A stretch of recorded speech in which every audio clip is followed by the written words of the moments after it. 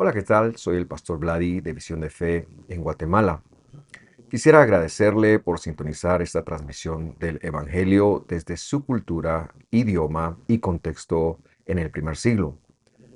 Para nosotros es muy importante hacerle llegar este mensaje en este estudio de la Escritura.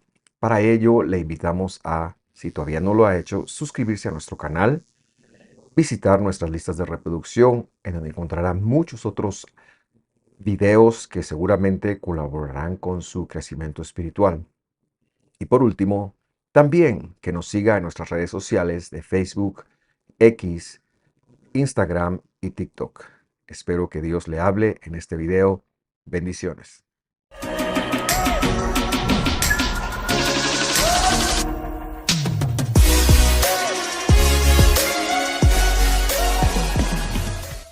Gracias por sintonizarnos en otro estudio del Apocalipsis. Hoy veremos la tercera congregación a la que Juan, hablando como vocero del Mesías, ha escrito, y es la congregación de Pérgamo. Pero como siempre, me gusta empezar recordando lo que vimos la clase pasada.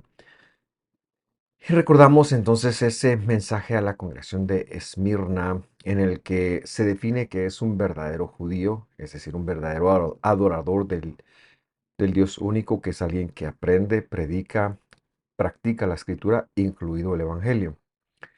Vimos también cómo es que se pide que este mensaje se retome, esta forma de vida se retome, porque si no llegará entonces a lo que va a ocurrir en la tercera congregación, que es la congregación de Pérgamo. Y esto es como un evento progresivo o degradante, ¿verdad? Que se va degradando de un nivel óptimo a un nivel sumo, porque hoy veremos la congregación en la silla de Satanás. Así que vamos a empezar entonces con la lectura de hoy y nos toca leer a partir del versículo 12, capítulo 2, versículo 12. Yo le invito para que me acompañe. Dice así: escribe al ángel. Sabemos que el ángel es el líder o los líderes o el liderazgo de esta congregación, la que está en Pérgamo. Sabemos que todas las congregaciones son representativas, las 7 que están acá, de toda la comunidad de creyentes alrededor del mundo, incluso hoy en día. Y luego dice: el que tiene la espada aguda de dos filos dice esto. Como siempre, recordar que el mensaje de Apocalipsis es un mensaje muy figurativo, por medio de figuras, por medio de enlaces que hay que hacerse desde la escritura. Y ahora está hablando de alguien que tiene una espada aguda, y esto es algo que retomaremos al final. Pero por el contexto, nosotros sabemos que el que está escribiendo, el que está hablando a Juan para que escriba, es el Mesías. Y me parece muy interesante que esto empiece así, porque esta espada de dos filos o aguda es algo que ya ha aparecido en Isaías. Y recuerdo las palabras del Señor que decía que la escritura, la Torá, los profetas, todo da testimonio de Él. Y ahora vemos cómo esto aparece en muchos lugares. Él está diciendo en Apocalipsis: yo soy, o el que tiene, hablando de Él en tercera persona, la espada aguda de dos filos, es el que dice esto. ¿Y qué implicaciones o cómo lo vemos nosotros en el Testamento de los Antiguos? Y para ello, entonces, citamos Isaías. Le invito a que vaya a leer conmigo el capítulo 49. Vamos a leer los versículos del 1 al 3, en función de que usted vea que se está refiriendo al siervo que ha de venir. Nosotros interpretamos como creyentes de Su Majestad el Mesías en el siglo XXI, que se refiere a él. Pero vamos a leer, dice: oídme, islas, y escuchad, pueblos lejanos. El Señor, el Yud-Heh-Vav-Heh, el Adonai, lo que las Reinas Valeras traducen como Jehová, me llamó desde el vientre. Desde las entrañas de mi madre tuvo mi nombre en memoria. Está hablando del llamamiento del Mesías. Y puso en mi boca como espada aguda. Esto es la referencia. Puso mi boca como espada dura, es decir, para que sus palabras pudieran cortar, pudieran penetrar, y como está escrito en Hebreos, que se penetrara hasta la división de lo físico y lo mental. Y luego dice: con la sombra de su mano me cubrió, y me puso por saeta limpia, me guardó en su aljaba y me dijo, verso 3, mi esclavo, mi siervo eres tú. Oh Israel, en ti me gloriaré. Y aquí sabemos que Israel es un nombre o uno de los nombres del Mesías. Entonces, este pasaje está hablando de la venida del Señor como siervo, pero quien lo ha dicho ahora en Apocalipsis, siglos después de haber sido escrito, es el Mesías y se lo está aplicando a él. Y ya veremos la conexión maravillosa que esto resulta al final de las palabras a esta congregación. Versículo 13, y ahora yo quiero que usted ponga mucha atención porque este versículo es el más difícil de interpretar de todo este mensaje a la iglesia de Pérgamo. Leemos entonces. Yo sé dónde moras, es decir, dónde estás sentado, dónde está el trono de Satanás. Guardas fielmente mi nombre y no has negado mi fidelidad, aún en los días de Antipas, mi testigo, mi siervo fiel, que fue muerto entre ustedes. ¿Dónde mora Satanás? Para explicar mejor este versículo, vamos a hacerlo como un rompecabezas. Vamos a tomar algunas piezas que debemos de conectar primero y luego llegaremos a la interpretación completa del versículo. Vamos a hablar dónde moras. Comúnmente se traduce este versículo como vivir, pero la idea hebrea, la idea bíblica viene del verbo hebreo yashab, y yashab tiene dos significados. Se puede traducir en primer lugar como asentarse, o sentarse, perdón, sentarse. Esa es la primera, como quien se sienta en una silla. Y de ahí es que también obtuvo el significado de asentarse o un asentamiento, que es el que le dan acá los traductores al griego. Pero el hecho de que está hablando ahí dónde está el trono de Satanás, lo que quiere decir es que esta iglesia se había ido a sentar, o sea, había sido un movimiento que ellos han tomado de forma errónea, porque no es que Dios los ha enviado a predicar y a dar testimonio, no es que ellos están jugando con fuego, porque se han ido a sentar a donde está la silla del mismísimo Satanás. Y lo que esto refleja es un estado de degradación que se ha venido dando en esta congregación con respecto a las dos comunidades anteriores. La primera comunidad, recordará usted, había dejado el estudio de la escritura. Y la otra comunidad, la segunda comunidad, la de Esmirna, aunque estudia, no practica. Lo que ahora vemos es que no solo ellos han dejado de hacer eso, sino que ahora se han ido a sentar, se han ido a vivir, se han puesto, se han sentado donde mora Satanás. Y esto nos lleva entonces, en segundo lugar, a explicar esa parte del versículo. Dice, ¿dónde está el trono de Satanás? ¿Y qué es el trono de Satanás? Cuando nosotros interpretamos la palabra hebrea Hasatán o Sataná en arameo, que básicamente es lo mismo, Hasatán es el Satán, traduce el adversario y se refiere al enemigo de nuestras vidas, se refiere a aquel que nos tiene celos, que fue expulsado y contra quien se nos ha dejado a nosotros como testigo para el juicio final. Este es el Satán. En arameo, Sataná es lo mismo, el Satán, porque Sataná lleva el artículo al final. En arameo así se traduce. ¿Qué es entonces el trono de Satanás? Es toda aquella creencia o predicación, porque recordará usted que en Mateo hay una parte en donde el Mesías habla acerca de la cátedra de Moisés. Y la cátedra es la silla de Moisés. Es una palabra griega y la palabra que está acá es precisamente, y buscando la palabra me doy cuenta que es la palabra tronos, tronos, pero ¿qué quiere decir la silla también? Entonces, ¿qué es la silla o qué es el trono de Satanás? Es todo aquello que se opone a la revelación del Mesías, Jesús venido en carne, o a la escritura. Esta gente se ha desviado, está hablando de su creencia, han tenido un desvío y han comprometido el mensaje único del Evangelio y de la Escritura, porque están haciendo caso a cierta oposición. Son esas congregaciones que hoy en día permiten lo políticamente correcto, específicamente cuando esto va en contra de lo que la Escritura ha registrado. Y entonces lo que viene a continuación, que es lo que procedemos a explicar ahora, guardas mi nombre y no has negado o apostado de mi fidelidad, confunde un poco. Pero a medida que desarrollemos este estudio, usted se va a dar cuenta por qué llega a ser un perfecto equilibrio. Porque lo que ahora les está diciendo es, bueno, ustedes están empezando a comprometer sus valores, pero todavía tienen algo. Guardan mi nombre, es decir, ustedes todavía se reconocen como creyentes míos.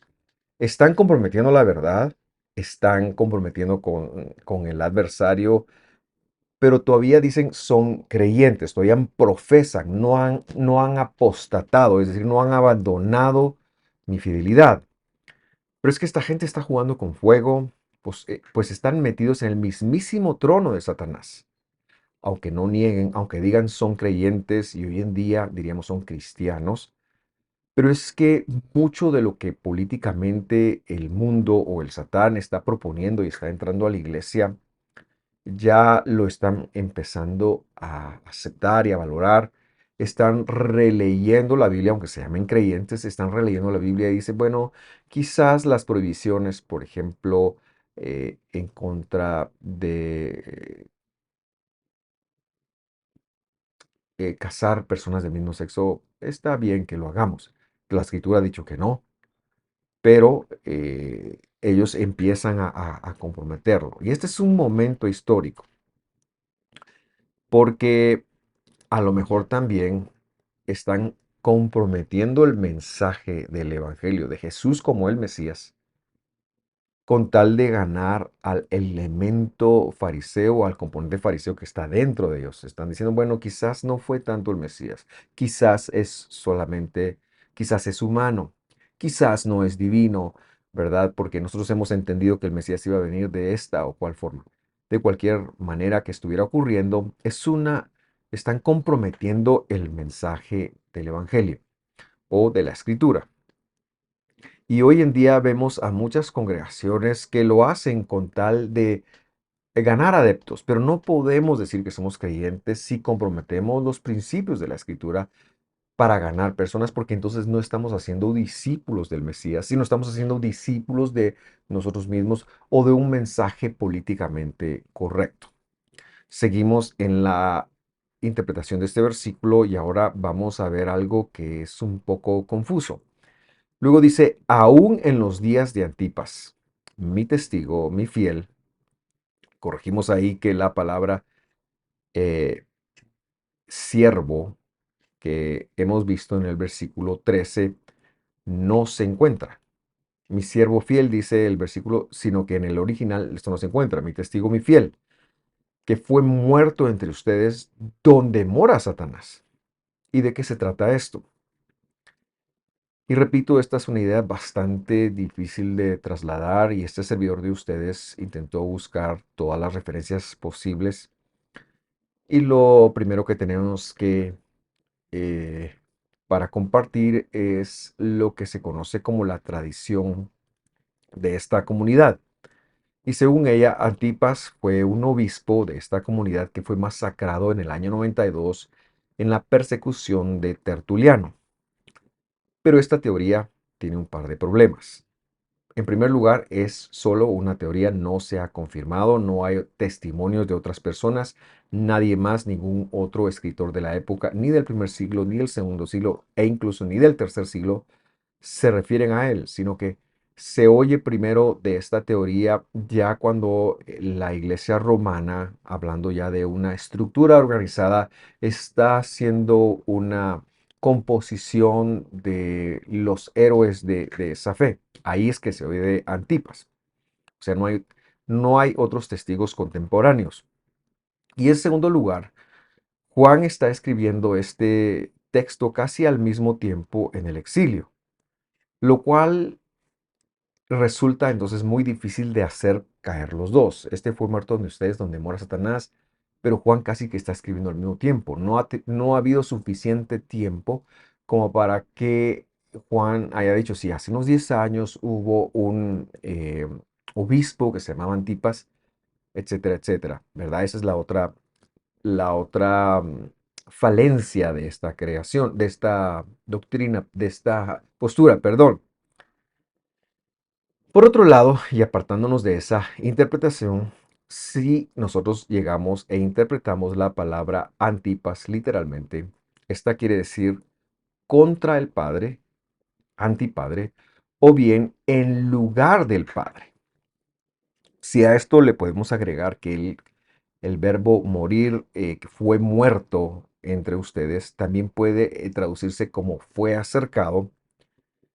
Esto implicaría que este Antipas podría haberse referido a alguien, no necesariamente un obispo, sino a alguien en esa comunidad que fue testigo, pero en contra del Padre. Fue fiel testigo en contra del Padre, en contra de esa comunidad y que probablemente fue alguien que facilitó que esta gente empezara a comprometer el mensaje. Hubo una resistencia al Mesías. Esa sería una segunda forma de interpretarlo y yo quiero presentar esto como una evidencia literaria, pero también señalar que lo dejo abierto, dejo la puerta abierta para cualquier otra revelación o algo que se descubra, perdón, por alguna evidencia bíblica o algún manuscrito o algo así que pueda desviarnos, pero más que nada pareciera ser como un factor negativo. Ahora, vamos a entrar entonces, habiendo interpretado el versículo 13, vamos a leerlo nuevamente ya con la exégesis para que lo conectemos. Dice así. Yo sé dónde estás sentado, y este estar sentado es una postura teológica. ¿Dónde está el trono de Satanás? Es decir, tú te fuiste a comprometer los valores bíblicos. A pesar de esto, guardas mi nombre, es decir, todavía te dices que eres un creyente en mí y no has apostatado mi fidelidad, es decir, no has dicho completamente esto ya no vale. Ni siquiera o aún en los días de Antipas, mi testigo, mi fiel, es decir, el que vino y fue acercado a ustedes para probar, para experimentarlos a ustedes, entre ustedes, ¿dónde mora Satanás? Eso más o menos sería la forma, como la lectura que nosotros haríamos entonces del reclamo divino que está ocurriendo acá. Pero luego ese reclamo se formaliza en el versículo 14 cuando dice lo siguiente. Pero tengo, o aún tengo, o puede traducirse incluso, más bien tengo unas pocas cosas contra ti. ¿Y cuáles son estas cosas? Porque tienes ahí, es decir, en la congregación, a los que mantienen la doctrina de Balaam, que enseñaba a Balac a poner tropiezo ante los israelitas, a comer cosas sacrificadas a los ídolos y a cometer actos de inmoralidad. Verso 15. Así tú también tienes algunos que de la misma manera mantienen la doctrina de los nicolaitas. Este versículo debe de entenderse como, es decir, tú también mantienes o así mantienes, como corroborando la idea anterior. Entonces lo que necesitamos señalar es que la doctrina de Balaam, ese falso profeta corrupto que apareció en el libro de Bet Midbar, cuarto libro de la Biblia, nos referimos al libro de Números en castellano, es alguien que al no poder causar una hechicería al pueblo de Dios, porque el pueblo de Dios tenía la protección de él, ha enseñado a la persona que le solicitó este servicio, Balac, el rey Balac, a seducir al pueblo de Dios con prostitutas para que por medio de la inmoralidad sexual ellos se desvíen a la idolatría y así poder dañarlos. Esa fue la enseñanza de Balaam, esa es la doctrina de los nicolaitas. Esa práctica que se está o que se dio debilitó a los hijos de Israel de tal forma que muchos de ellos murieron. Dios cumplió sus promesas porque Dios es fiel. Pero esta fue la idea de Balaam para que de esta forma él pudiera cobrar, y así fue como él cobró, después de que varias veces él trató de lanzar alguna maldición, por decirlo así, alguna hechicería en contra del pueblo, y el pueblo, Dios simple y sencillamente no lo iba a permitir porque Dios tiene un escudo sobre su pueblo. Entonces él pensó, se le ocurrió la idea de que si él hacía, lograba que ellos pecaran y apelar a su humanidad caída, entonces de esa forma ellos iban a ser vulnerables para que viniera el juicio de Dios. Y sí que vino, pero eso no le dio a ellos los objetivos que deseaban. Es más, él termina muriendo luego de esto como una parte del juicio de Dios sobre él.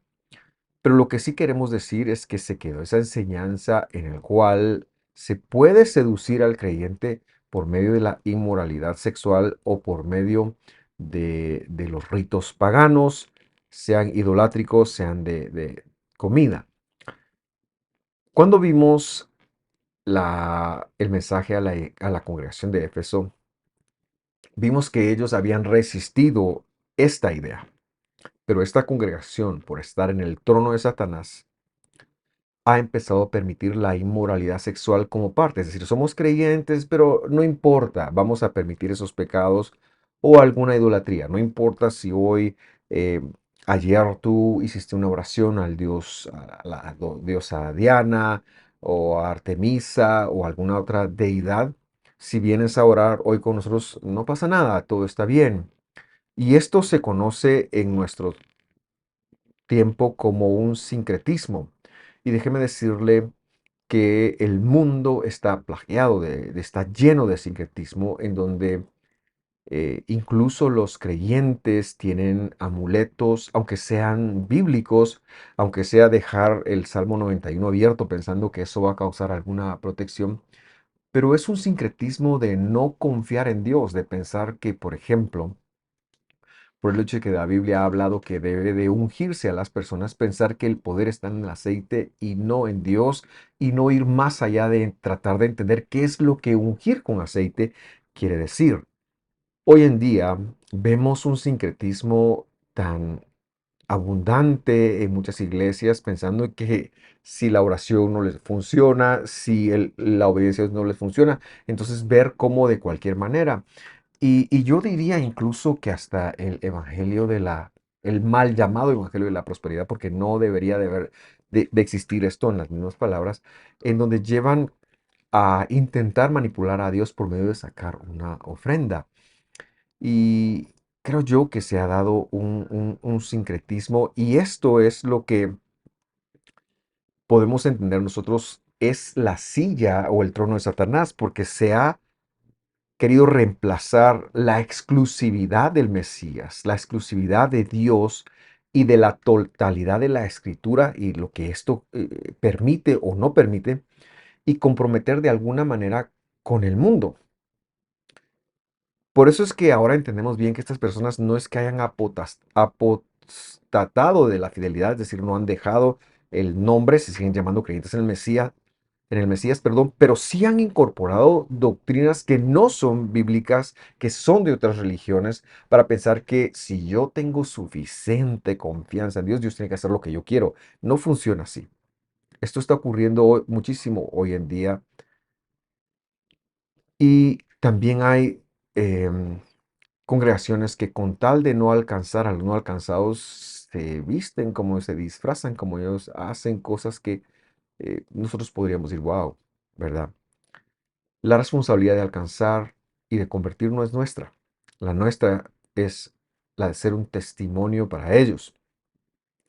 Pero no podemos comprometer ninguno de los valores de la escritura, ni de cualquiera de sus instrucciones. Por esto eso sería nosotros, a propósito, irnos a sentar a la silla de Satanás. Por eso es que ahora en el versículo 16 él dirá, su mensaje es el siguiente. Por tanto, arrepiéntete, le dice. Si no, vendré a ti pronto y pelearé contra ellos con la espada de mi boca. ¿Cómo así?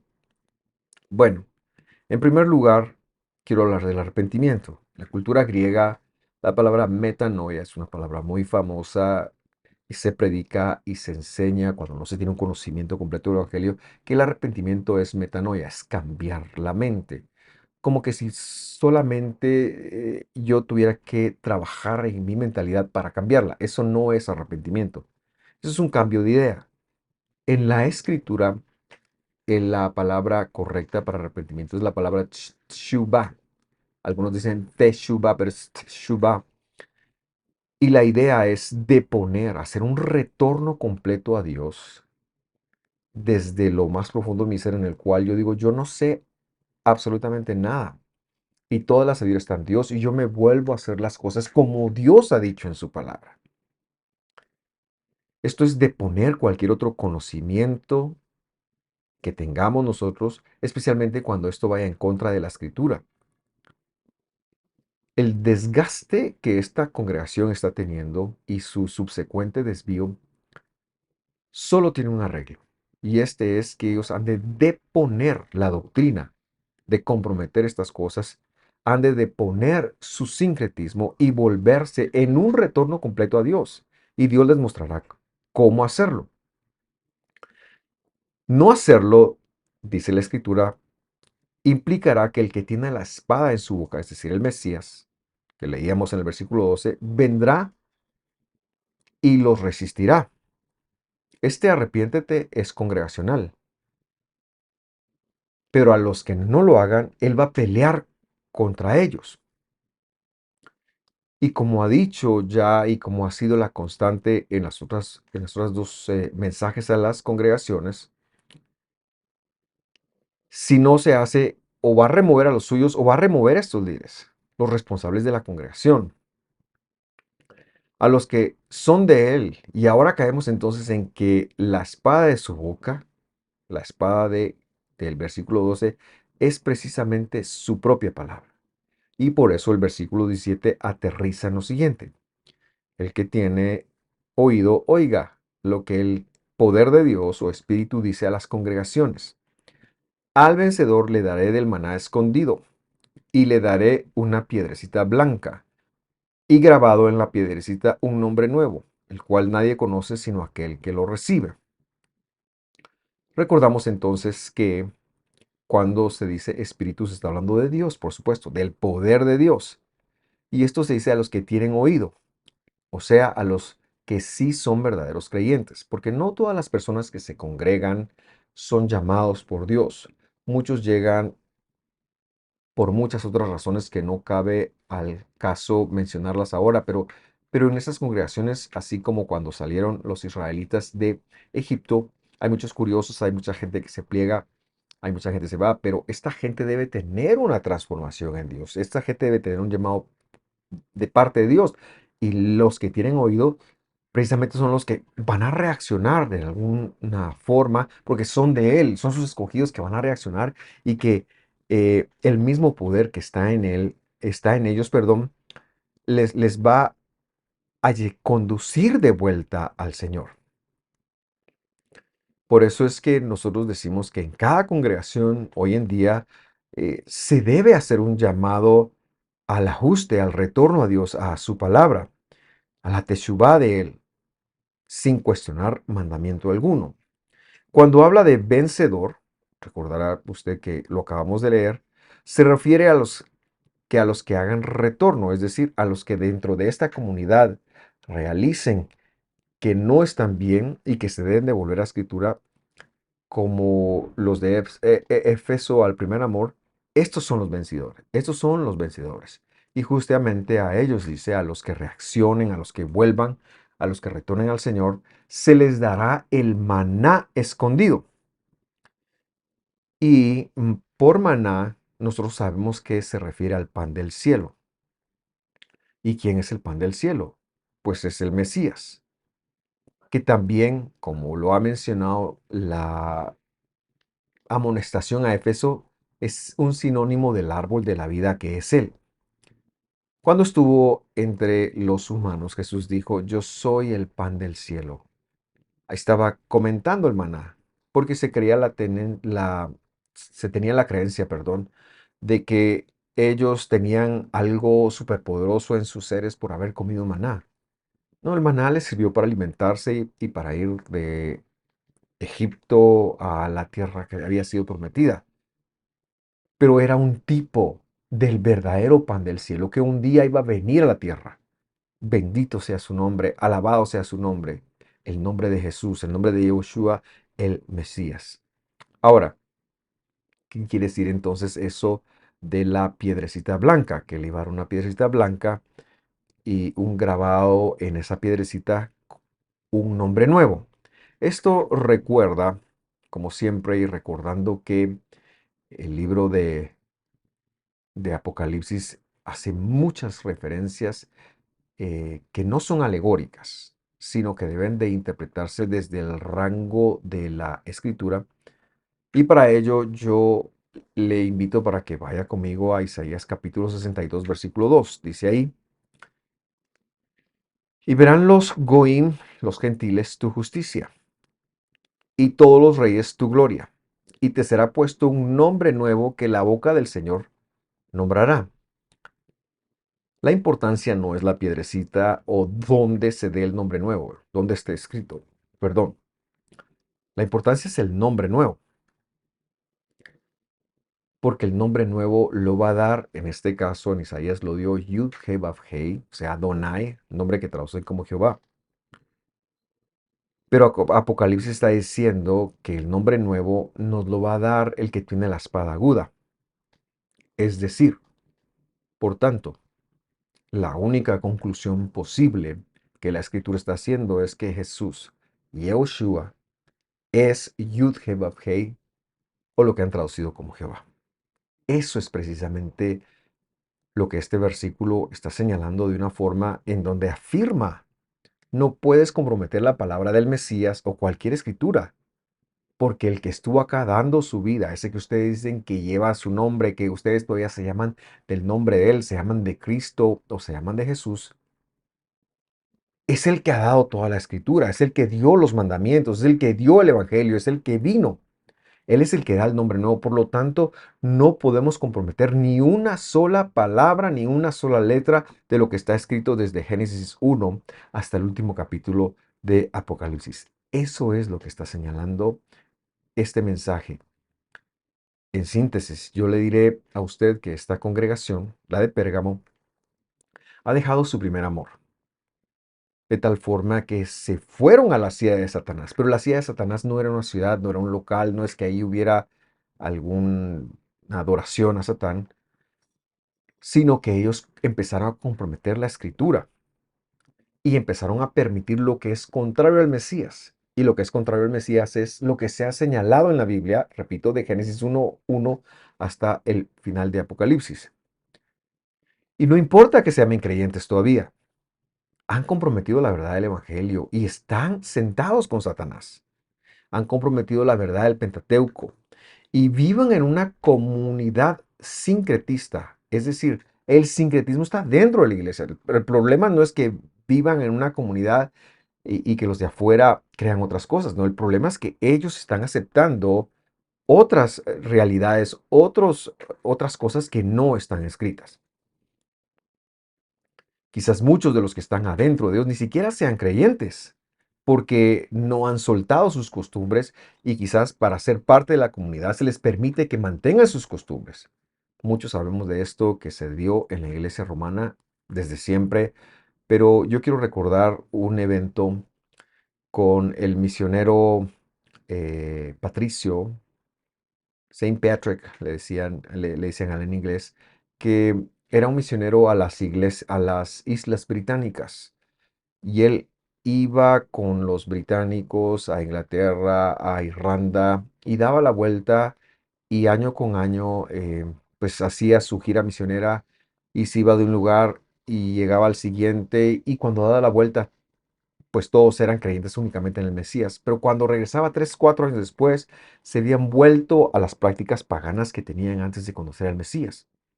Él llega a presentar este problema a Roma y la respuesta papal fue, bauticemos a los ídolos. ¿Cómo puede ser eso posible? Bueno, esa es la historia y es el sincretismo que estamos peleando. Por lo tanto, muchos ni siquiera eran creyentes. Pero los que sí lo fueran, Él les está diciendo, ¿saben qué? Ustedes tienen que hacer un retorno a Dios, tienen que hacer una teshuvah, tienen que salir de esa comunidad. No tenemos nada que hacer con alguien que esté negociando con aquellos que no creen en la escritura como valor para vivir en comunidad. Ese es el mensaje a esta congregación. Gracias por sintonizarnos. Espero que esto colabore en su caminar en la escritura. Le envío un fuerte abrazo, que esté muy bien. Nos vemos hasta la próxima.